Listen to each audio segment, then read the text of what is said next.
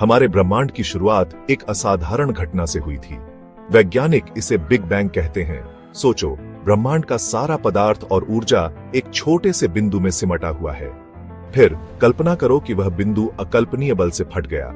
यही है big bang. यह घटना लगभग 13.8 अरब साल पहले हुई थी। इसी से समय और अंतरिक्ष की शुरुआत हुई। बिग बैंग के बाद के पहले क्षणों में ब्रह्मांड अविश्वसनीय रूप से गर्म और घना था। यह कणों के एक विशाल सूप की तरह था। ये कण लगातार आपस में टकरा रहे थे और प्रतिक्रिया कर रहे थे। जैसे जैसे ब्रह्मांड का विस्तार हुआ, यह ठंडा होता गया। इस ठंडेपन ने कणों को आपस में मिलकर पहले परमाणु बनाने की अनुमति दी। ये शुरुआती परमाणु ज्यादातर हाइड्रोजन और हीलियम थे। ये ब्रह्मांड में सबसे सरल और सबसे प्रचुर मात्रा में पाए जाने वाले तत्व हैं। ये परमाणु फैलते हुए ब्रह्मांड में फैल गए। उन्होंने गैस के विशाल बादल बनाए जो अंततः आकाश गंगाओं के निर्माण खंड बनेंगे।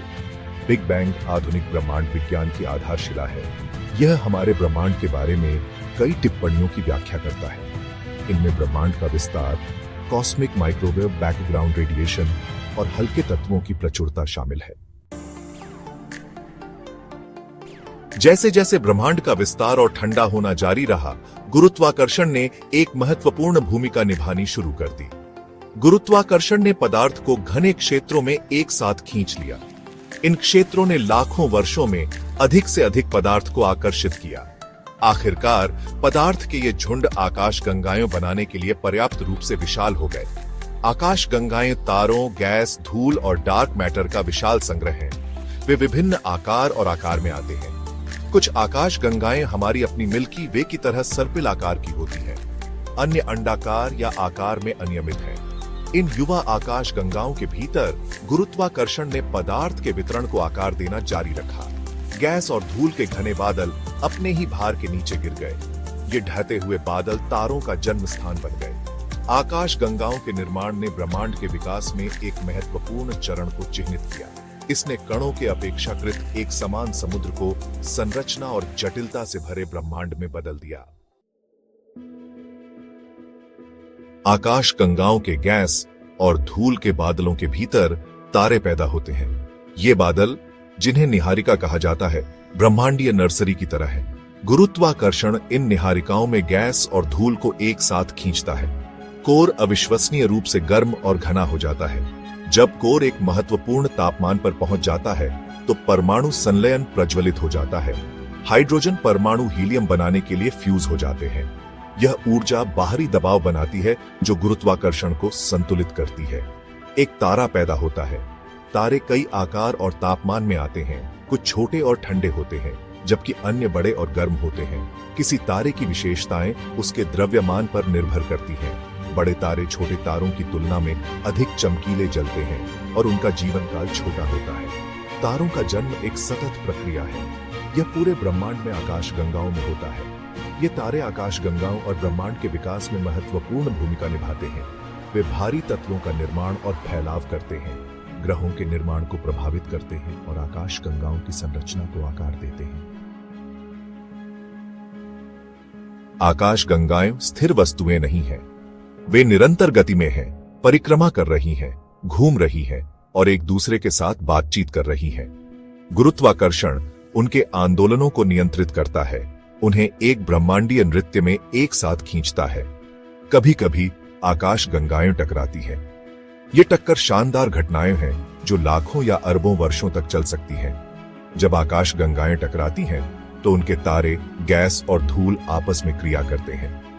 गुरुत्वाकर्षण उनके आकार को विकृत करता है, जिससे ज्वारीय पूंछ और पदार्थ के पुल बनते हैं। ये टक्कर तारा निर्माण के फटने को ट्रिगर कर सकती है, क्योंकि गैस के बादल संकुचित और ढह जाते हैं। हमारी अपनी मिल्की वे आकाश गंगा हमारे निकटतम पड़ोसी एंड्रोमेडा आकाश गंगा के साथ टकराव के रास्ते पर है। हालांकि चिंता मत करो, यह टक्कर अगले कुछ अरब वर्षों तक नहीं होगी। जब ऐसा होगा तो यह एक धीमी और क्रमिक प्रक्रिया होगी। दो आकाश गंगाएं अंततः विलीन होकर एक बड़ी आकाश गंगा बना लेंगी। ये ब्रह्मांडीय टकराव ब्रह्मांड की गतिशील प्रकृति का प्रमाण है। वे गुरुत्वाकर्षण की अपार शक्ति और ब्रह्मांड की बड़े पैमाने पर संरचना को आकार देने में इसकी भूमिका को प्रदर्शित करते हैं। भाग 5। तारकीय जीवन चक्र जन्म से लेकर शानदार अंत तक। तारों के भी जीवन चक्र होते हैं। वे पैदा होते हैं, विकसित होते हैं और अंततः मर जाते हैं। एक तारे का जीवन चक्र उसके द्रव्यमान से निर्धारित होता है। विशाल तारे तेजी से जीते हैं और जल्दी मर जाते हैं, जबकि छोटे तारे लंबे जीवन जीते हैं। तारे अपने कोर में हाइड्रोजन को हीलियम में बदलते हैं। हाइड्रोजन खत्म होने पर तारा लाल विशालकाय बन जाता है। विशाल तारे सुपरनोवा विस्फोट में समाप्त होते हैं। ये विस्फोट भारी तत्वों को फैलाते हैं, भविष्य के तारों और ग्रहों के लिए कच्चे माल प्रदान करते हैं।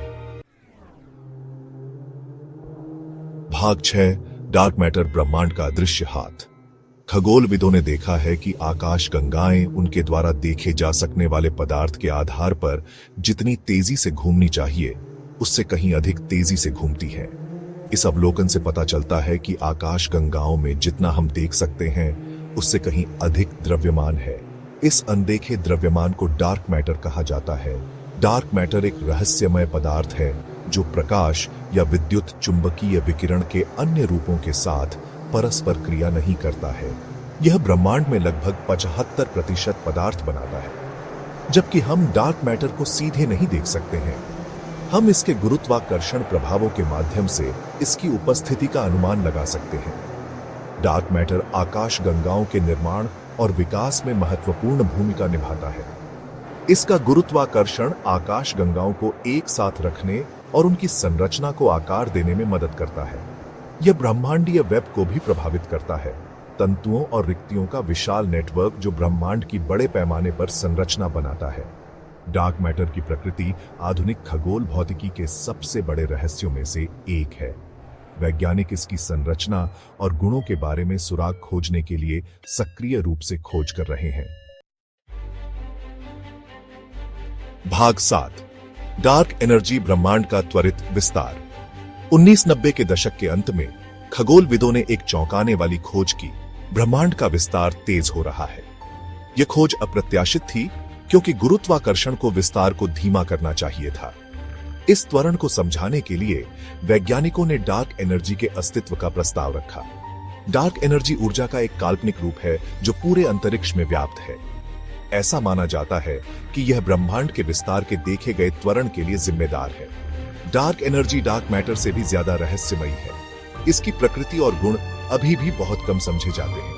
डार्क एनर्जी ब्रह्मांड के कुल ऊर्जा घनत्व का लगभग 70% हिस्सा बनाती है।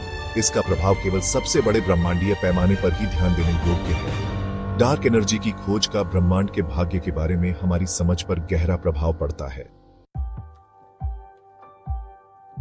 भाग 8, हमेशा विकसित होने वाला ब्रह्मांड, एक निरंतर परिवर्तन। ब्रह्मांड एक स्थिर या अपरिवर्तनीय स्थान नहीं है। यह एक गतिशील और विकसित होने वाली प्रणाली है जो समय के साथ लगातार बदल रही है। बिग बैंग से लेकर आज तक ब्रह्मांड में एक उल्लेखनीय परिवर्तन आया है। यह कणों के गर्म घने सूप से विकसित होकर आकाश गंगाओं, तारों और ग्रहों से भरे एक विशाल और जटिल ब्रह्मांड में बदल गया है। ब्रह्मांड का विकास बलों और प्रक्रियाओं के एक जटिल परस्पर क्रिया द्वारा संचालित होता है।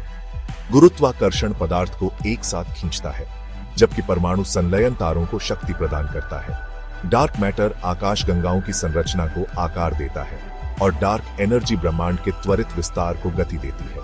ब्रह्मांड आज भी विकसित हो रहा है। आकाश गंगाएं टकराती हैं और विलीन हो जाती हैं, तारे पैदा होते हैं और मर जाते हैं, और ब्रह्मांड का विस्तार तेज गति से जारी है। ब्रह्मांड के विकास का अध्ययन खोज की यात्रा है जो ब्रह्मांड की विस्मयकारी शक्ति और जटिलता को प्रकट करता है। भाग 9, निष्कर्ष, रहस्य और विस्मय का ब्रह्मांड। ब्रह्मांड एक विशाल और रहस्यमयी जगह है जो आश्चर्य और विस्मय से भरी है। बिग बैंग से लेकर आकाश गंगाओं और तारों के विकास तक ब्रह्मांड निरंतर परिवर्तन और परिवर्तन की कहानी है।